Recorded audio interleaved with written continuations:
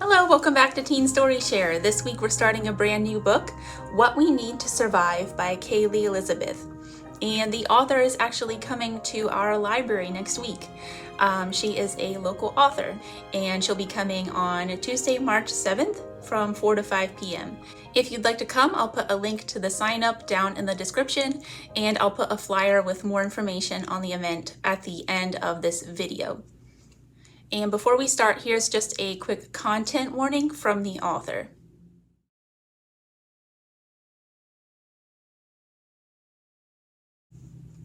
Part 1, Orphans. I stare at my reflection in the mirror and try to maintain my grip on reality. I brush my long, strawberry blonde hair until it lies flat the whole way down to my mid-back. I apply minimum blush to my pale, freckled cheeks and concealer to cover the dark circles under my bright green eyes. I sigh as I look at the finished product in the reflection.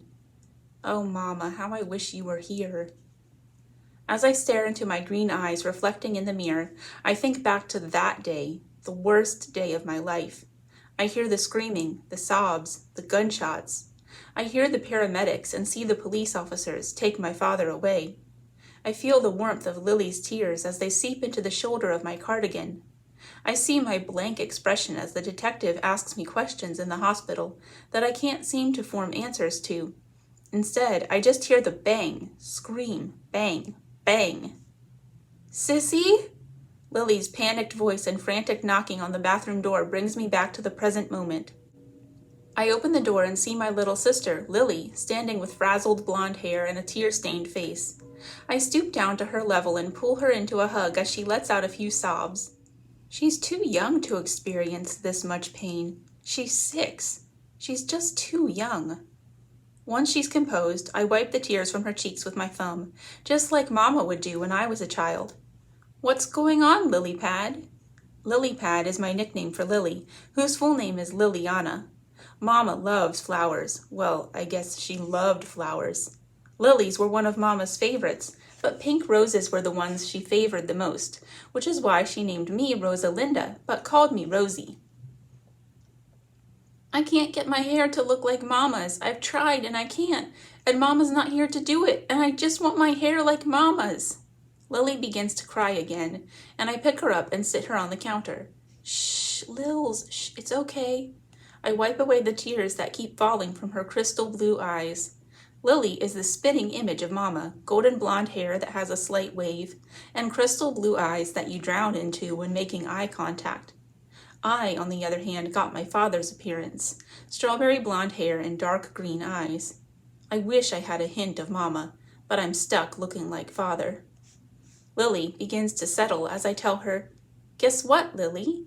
I know how to do your hair like Mama used to do hers. Hand me your brush.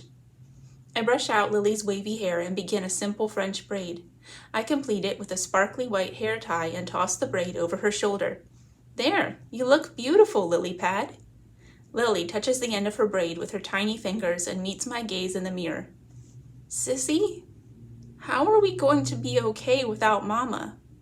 The question catches me off guard. How am I supposed to answer this?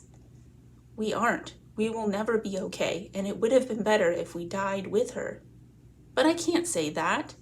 Instead, I swallow the lump in my throat because I can't let Lily see me cry, because then she'll know things aren't okay. I pick Lily up and hold her on my hip, maintaining eye contact in the mirror. We will, Lily, I promise you. We will be okay. Chapter 2. All right, girls, it's time to say your final goodbyes. Mrs. Baker, a kind African-American social worker in her mid-40s, who has cared for us since the accident, took us to Mama's grave to say our last goodbyes before we leave Kentucky to go to the orphanage in Pennsylvania. I'll give you a moment. Mrs. Baker returns to her SUV that will be driving us to the airport to begin our new life. Lily and I stand in front of Mama's grave, staring silently at the flowers that are starting to droop. I hold Lily's small hand as tears silently slip down her cheeks. I love you forever, Mama, she whispers, barely audible. I squeeze her hand, swallowing that pesky lump that keeps forming in my throat. Hey, Lils, How about you go back to the car and have Mrs. Baker buckle you in? I'll meet you there in a minute, okay? She nods, gives Mama's tombstone one last look, and turns toward the car. Once I hear her car door close and Mrs. Baker's sweet voice reassuring Lily that things will get better, I let out a small sob as one tear escapes my eye. I quickly brush it away. I'll look out for her, Mama. I won't let anything happen to her. Another tear slides down my face and I aggressively wipe it. She can't see you cry. You have to be strong for Lily. I breathe in and exhale a long sigh. I don't know how we're going to make it without you, Mama. I mean, you were the optimistic one, so maybe you could send me some positivity? I try to chuckle, but the lump in my throat won't let it escape. I shake my head. I'm sorry I couldn't protect you. I'm sorry it was you and not me. It wasn't supposed to be that way. I'm so sorry. A flash of that terrible day appears before my mind. Yelling, bang, scream, bang, bang. 2 more tears escape, but this time I let them fall. I love you so much, Mama, so much. I will never forget you.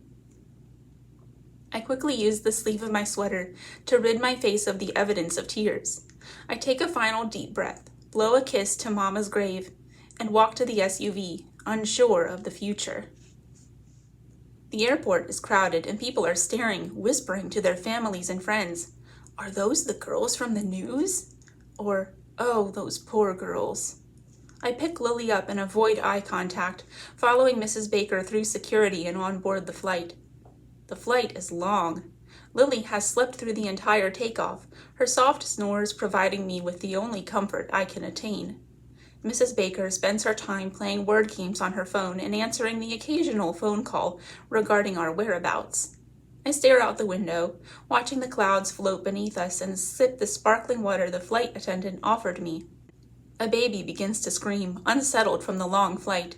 The scream wakes the memory of that day once again. Yelling, bang, scream, bang, bang. I bite my lip until I taste blood. It's all my fault. Carl, point it back at me. Take it off her. Point it at me. Rosie, leave. Ding! The sound of the pilot announcing our upcoming landing brings me back to reality. I look and see Lily still asleep and hear Mrs. Baker telling the orphanage that we are approximately 2 hours away. I take another sip of the sparkling water, forcing the memory aside. For the first time of the entire flight, I start thinking about life in an orphanage. An orphanage. I am an orphan. Well, technically Father is still alive, but no, never mind. I am an orphan. I am 16 years old. No one will ever adopt a 16-year-old. Plus, I don't want a new family. I'm not trusting anyone else with my life or the life of my precious sister. I'll probably be in the orphanage until I'm 18, and then they'll kick me out. Of course, I'll take Lily with me. We'll start over somewhere in Pennsylvania, make ends meet. I'll make Lily's life as normal as possible. However, until then, we'll live in the orphanage with God knows how many other children. The plane lands and jolts Lily awake in a panic, which I quickly calm. We get off, travel out of the airport, and load into our rental car. Mrs. Baker informs us that we have an hour drive to the orphanage. She continues to tell us that it's a lovely place and not to be scared. It'll be good for us, she says. A new beginning. So, I stare out the window of the car, holding Lily's hand tightly in mine and watch the world pass by, awaiting our new beginning.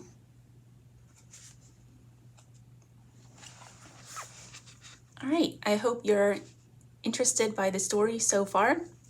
And if you want to find out what happens next for Rosie and Lily, meet me back here again next Friday and we'll read some more of the story. And I hope to see you at our author event on March 7th.